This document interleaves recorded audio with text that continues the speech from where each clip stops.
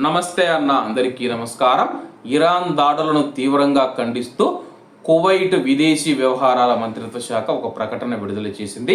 అలాగే బెహ్రెన్ పైన జరుగుతూ ఉన్న దాడులను కూడా కువైట్ దేశం తీవ్రంగా ఖండించింది. కువైట్ విదేశీ వ్యవహారాల మంత్రిత్వ శాఖ ఇరాన్ జరిపిన నేరపూరిత డ్రోన్ దాడులను తీవ్రంగా ఖండించింది.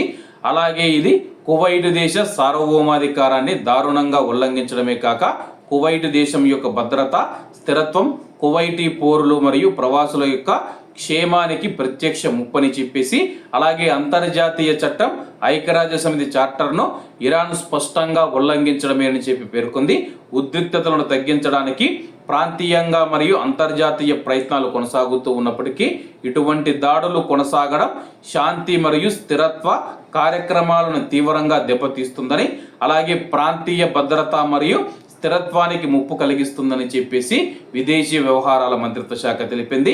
కువైట్ మరియు బెహ్రెన్ దేశం యొక్క భద్రత మరియు స్థిరత్వానికి కువైట్ తన యొక్క అచంచలమైన మద్దతును పునరుద్ఘాటించింది.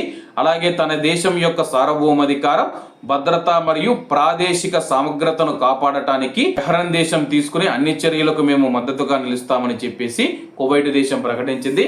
అలాగే ప్రస్తుతం కువైట్ పైన ఇరాన్ చేసిన దాడులను కువైట్ విదేశీ వ్యవహారాల మంత్రిత్వ శాఖ హేయమైన చర్యగా ప్రకటించిందనమాట.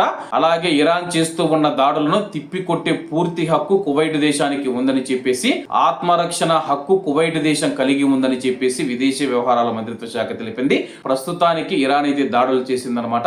అలాగే ఎన్ని దాడులు చేసింది, ఎంత నష్టం కలిగిందన్న పూర్తి వివరాలు అయితే ఇంకా మంత్రిత్వ శాఖ తెలపలేదు. కాబట్టి అందరూ బాగుండాలి, అందులో మనం ఉండాలి. అందరికీ నమస్తే అన్న, జై హింద్.